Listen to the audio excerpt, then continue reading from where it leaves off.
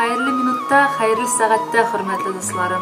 Ниһаять, 1 марттан минем ВКонтактеда официаль страничкам барлыкка килде. Ул чыннан да булды, һәм инде мин үзем дә гаҗәпләнеп торам шуңарга. Шулай да сезне ялган гүзәлләр күбәйгәнгә күрә, мин шушы страничкамны булдырырга мәҗбүри булдым. Үзегез дә аңлыйсыздыр инде, шуңа күрә мин бик шатман сезнең белән менә шушындый элемтәгә керүемә.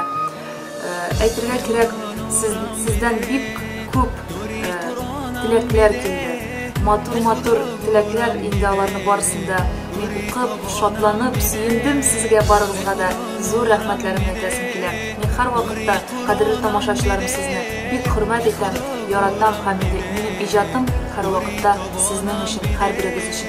Һәрберегезгә сәламнар җибәрәм, аерым. Инде әйтергә кирәк, исегездә калдырсагыз, urazova.ru үзебезнең официаль сайтыбыз аша сез кирсәгез, ВКонтактега ул чыннан да минем страничкам булачак. Һәм инде тагы да әйтәсем килә, аның адресы vk.com g.urazova. Менә шушы адрес буенча кирсәгез, сез әлбәттә минем страничкада булачаксыз. Ә түгел ниндидер ялган кешеләр страничкасында.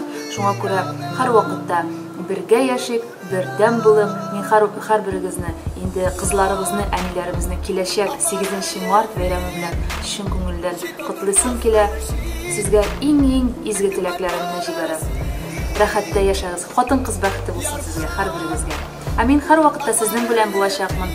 Һәрбер сорауларыгызга тырышканча, вакыт булганча җавап бирергә тырышырмын. Ә инде сез минем белән булыгыз. Рәхмәт сезгә.